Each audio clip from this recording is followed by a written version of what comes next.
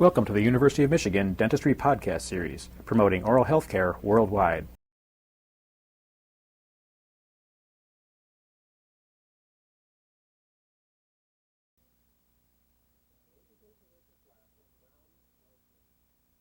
The apically positioned flap with crown lengthening on the second premolar will now be demonstrated. Interproximal probing depths will determine in large part the position of initial incisions and scallops. As you can see, the free gingival margin lies coronal to the CEJ. And with the apically positioned flap, we will change the position of this tissue to a more apical position. We will make a reference groove at this position to demarcate the original position of the free gingival margin.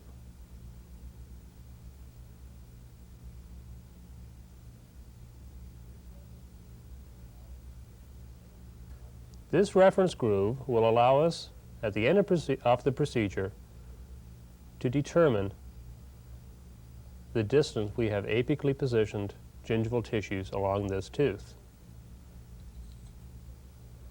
A vertical incision is placed at the mesial lingual line angle of the first premolar. This vertical incision extends beyond the mucogingival junction into alveolar mucosal tissue, which is elastic in nature.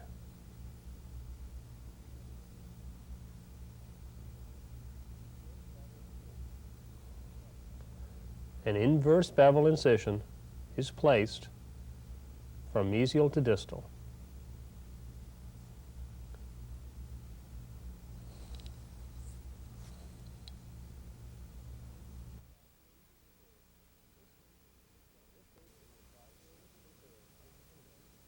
In this case, we will try to preserve our complete gingival zone from the free gingival margin to the mucogingival margin.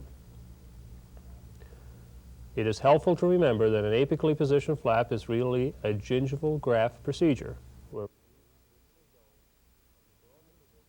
where we move the gingival zone from a coronal position to a more apical position. The inverse bevel incision is placed either within the sulcus, in a crestal incision, or in a slightly supracrestal incision.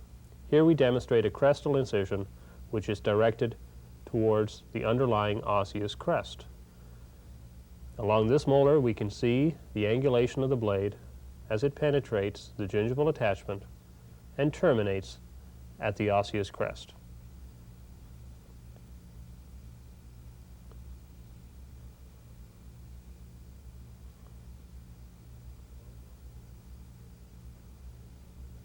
A horizontal releasing incision is placed in the retromolar pad area, and later we will incorporate a vertical releasing incision with this. The incisions are traced and refined to ensure that periosteum is completely incised from mesial to distal. In addition, papilla are thinned and undermined while they remain attached at their base. A sharp scalpel can nicely thin these papilla tissues to desired post-surgical dimensions.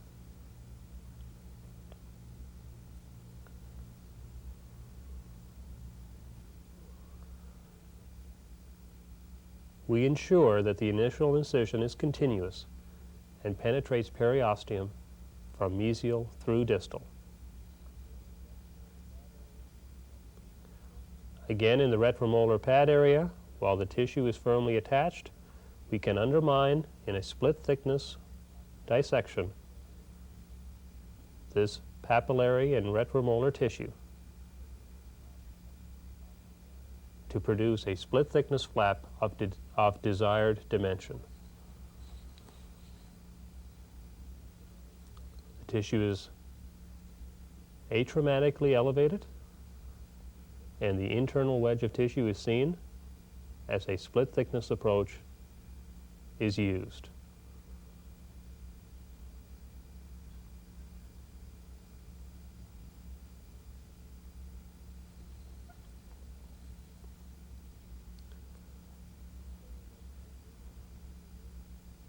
This internal wedge of tissue will be removed as part of the flap procedure. Grasping this tissue with mosquito hemostats, we can dissect this tissue using a sharp scalpel blade. The tissue is dissected from its osseous base and from the surrounding root surface.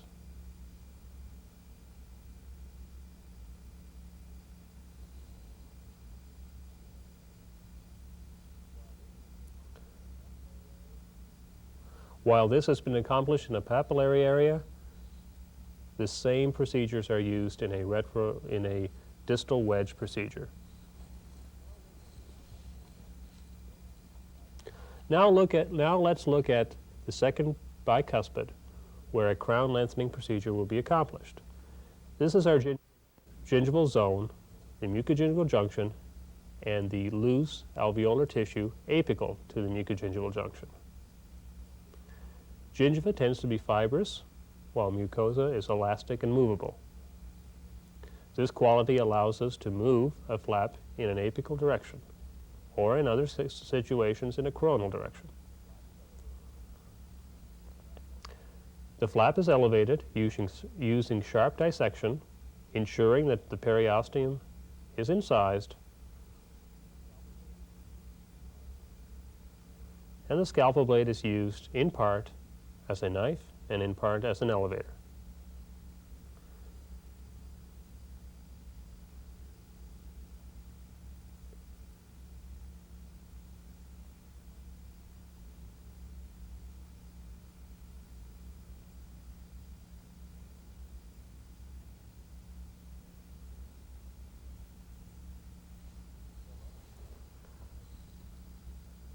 The papilla are thinned and are at the same thickness as surrounding tissue.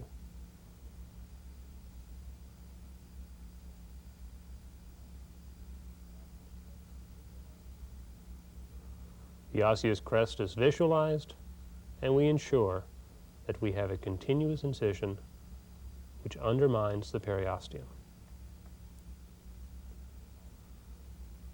We can see a thin gingival collar which remains around the root surfaces, which represents the supracrestal connective tissue attachment. A periosteal elevator is now gently inserted into the initial incision, and the flap is atraumatically and gently elevated beyond the mucogingival junction. In certain instances, the initial incision may have to be retraced to accomplish this in an atraumatic fashion.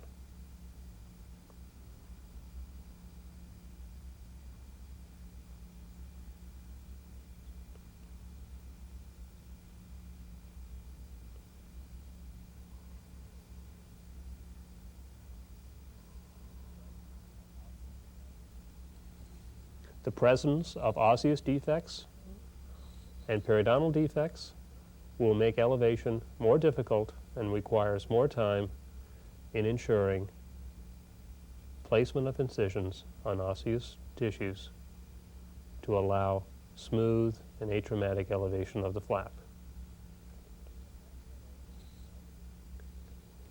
We have not yet elevated beyond the mucogingival junction, so we will repeat this procedure to ensure that the flap is elevated well beyond the mucogingival junction to allow later positioning of this flap in an apical direction. Here we can see the elevator as it protrudes beyond the mucogingival junction. Care must be taken in this location to avoid perforating the flap. As you can see, the lingual flap can now be easily repositioned either mesial distally or in a coronal or apical direction.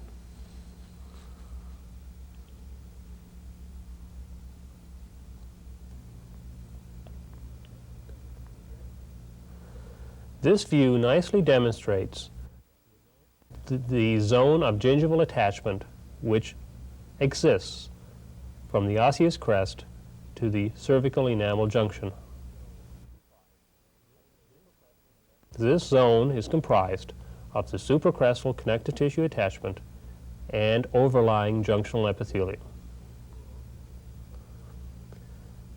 We ensure, using a secondary incision approach, that the gingival collar is excised from the root surface.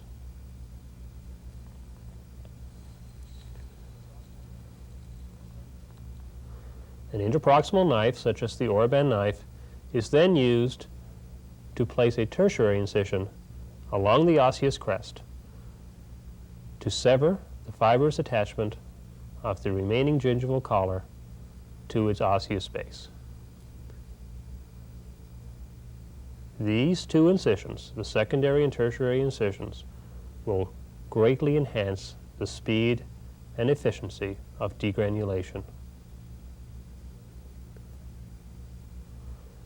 A degranulation curette, such as the Pritchard curette, is then used to remove the gingival collar from the root surface. Tissue is excised both from the root surface and from its osseous base. The toe of the curette can be used to sever any fibrous attachment which remains between this gingival tissue and underlying bony structures.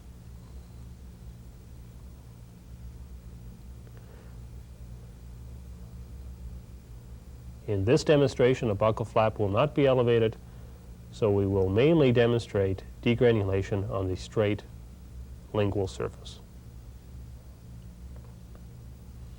A nutrient canal is visible in the furcation area of the first molar.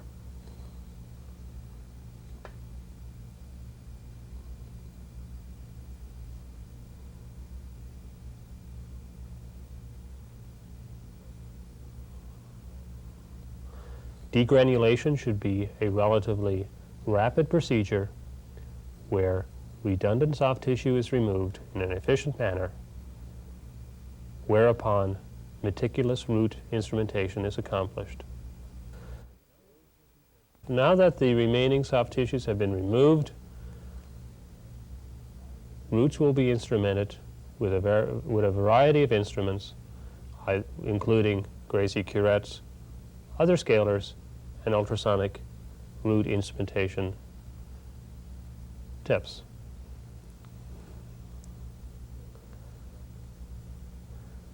In this case, an 1112 Gracie is used to root plane the mesial surfaces of teeth within this quadrant. It is time efficient to use this curette on all mesial surfaces on all teeth within this quadrant, and to then change curettes to address the distal surfaces.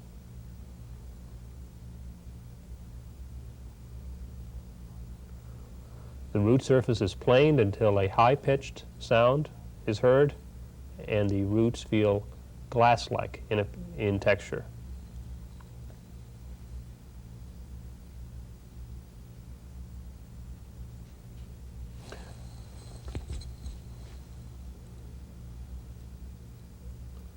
During root planing, surface cementum tissue is removed.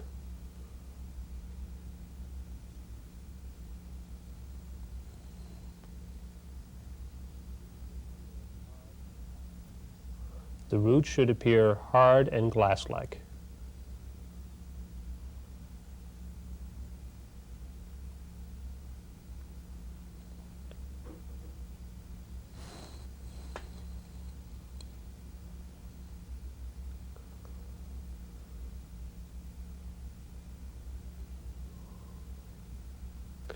As can be seen in this view, a definite zone exists between the CEJ and the alveolar crest. This is the biologic zone. The roots are checked with an explorer to ensure a clean, detoxified, and glass-like root surface.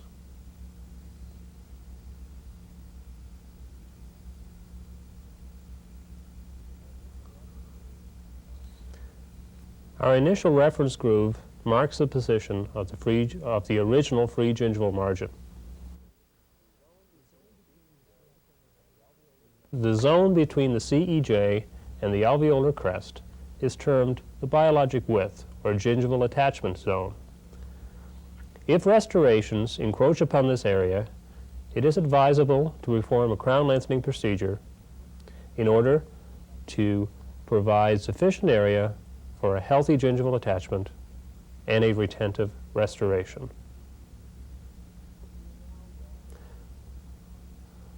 We will now reference the original alveolar crest using a groove similar to what we used to reference the free gingival margin.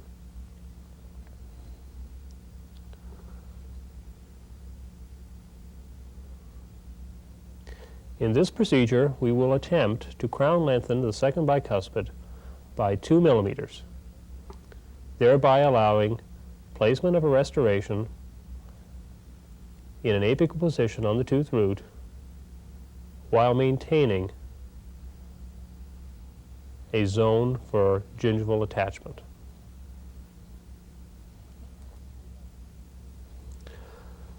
Osseous reduction will begin in peripheral areas using high-speed rotary instruments. In a clinical situation, copious irrigation will be used to ensure against overheating of osseous structures. The osseous reduction will be blended into mesial and distal sites.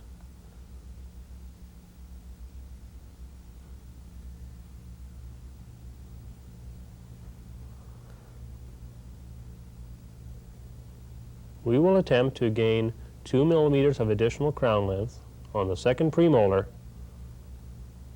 but this reduction cannot be confined only to the second molar and must be blended into adjacent sites, including the first premolar and the first molar.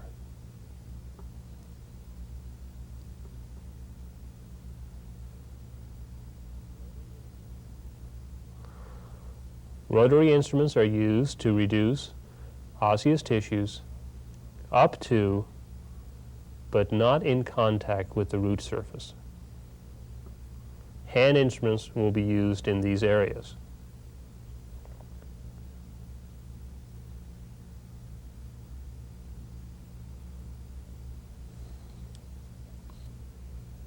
As can be seen, the osseous reduction is extended to adjacent teeth to provide a continuous, gradual reduction of osseous tissue from mesial to distal.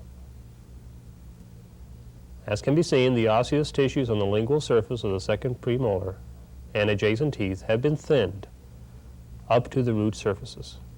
As yet, bone still remains along the peripheral surfaces of these roots. Hand instruments will be used to remove this remaining bone and to finalize the position of the new osseous crest. An ocean beam 3 or other osseous chisel or hoe can be used to remove remaining bone in these areas. A Sugarman file may also be used in interproximal areas to finalize osseous recontouring.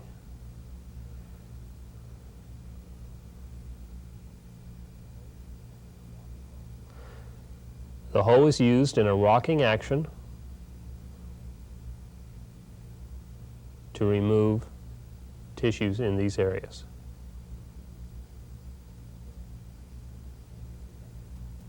Again, the osseous reduction is blended into mesial and distal sites which involve adjacent teeth.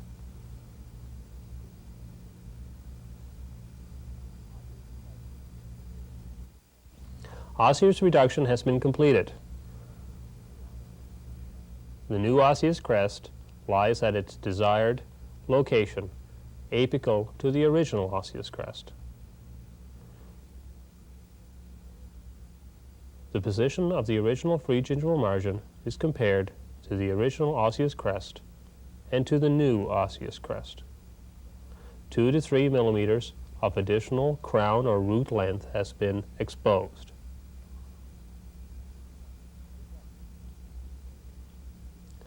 The reduction extends into the furcal regions of the adjacent anterior and posterior tooth. The osseous surface is smooth and without irregularities.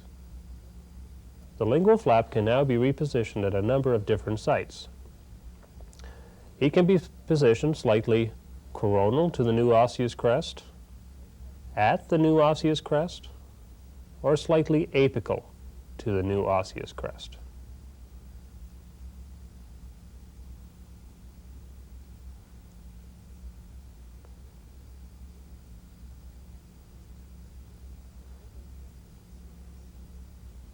In this instance, we will position the lingual flap slightly coronal to the new osseous crest. Although the lingual flap has contracted somewhat following placement of incisions in this pig model, the papilla tips are relatively well positioned relative to the interproximal areas. We will now suture the lingual flap, first closing along the vertical release incision. The tissue will be positioned slightly coronal to the new crestal line. As you can see, the lingual flap can be positioned freely in any number of coronal to apical positions. We will suture from the flap to the stationary tissue which surrounds it.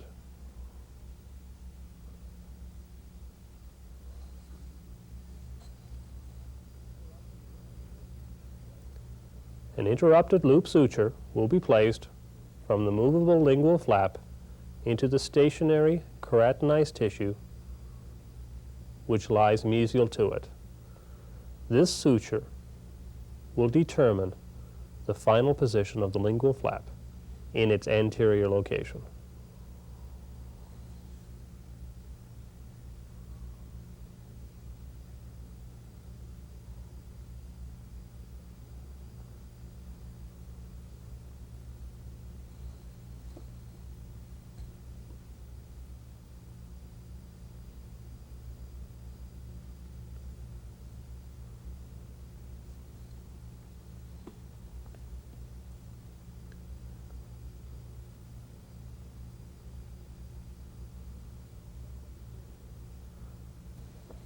As can be seen, the mucogingival junction is now staggered at the incision line, with the junction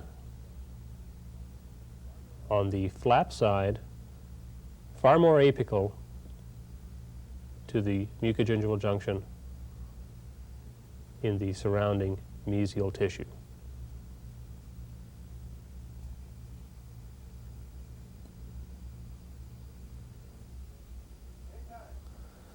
The remaining portion of the lingual flap will now be secured using a continuous sling suture. This type of suture allows the lingual flap to be repositioned at a location independent of the buccal flap and at a tension determined by the operator. The continuous sling suture is usually started at a mesial location,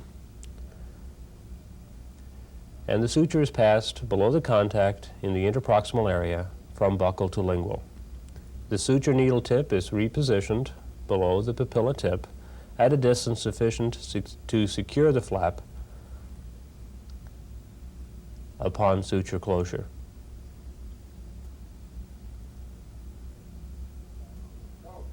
A useful hint is to pass the suture needle through the interproximal area in a reverse direction, that is, tail first. This allows the operator to pick up the suture needle on the lingual side in a position which is close to that required for placement of the suture in the lingual flap. This saves time and effort on the operator's part during the suturing technique.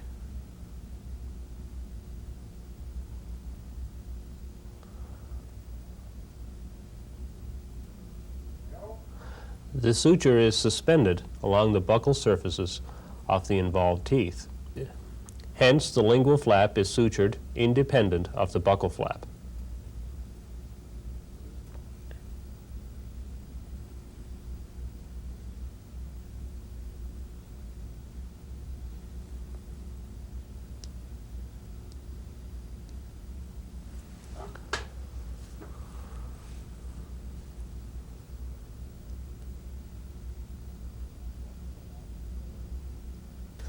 Once the last papilla is sutured, the suture tip can be fed back to its starting point using a variation of approaches, threading the suture through various contacts back to its anterior origination.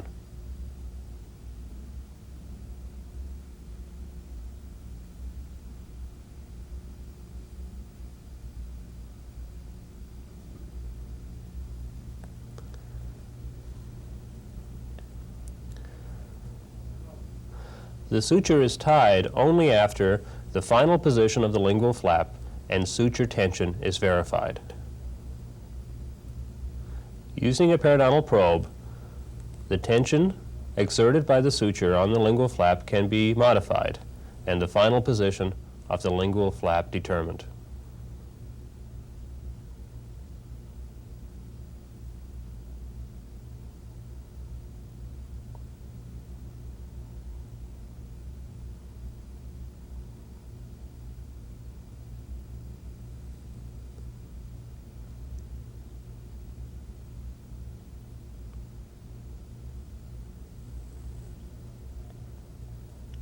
Typically, a periodontal pack is placed following the suturing in order to secure the lingual flap or involved flap in its desired location.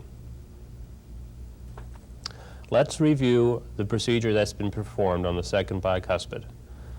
We have accomplished the exposure of 6 to 7 millimeters of additional crown length. We have done this by apically positioning the gingival tissues without sacrificing any of this tissue. This tissue has been repositioned in an apical direction to a new location. We have also removed 2 to 3 millimeters of crestal bone to accomplish the desired crown length.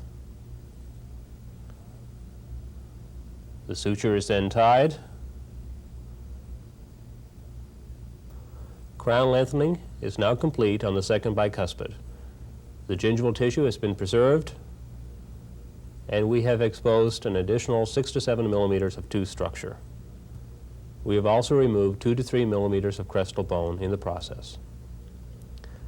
We can now compare the various tissue positions, pre-surgical to post-surgical.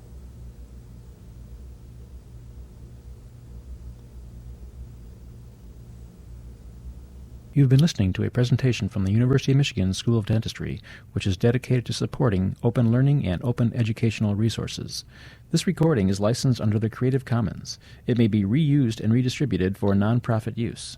Please attribute materials to the University of Michigan School of Dentistry and redistribute under this same license. For more information on how this and other University of Michigan School of Dentistry recordings may be used, visit www.dent.umich.edu/license.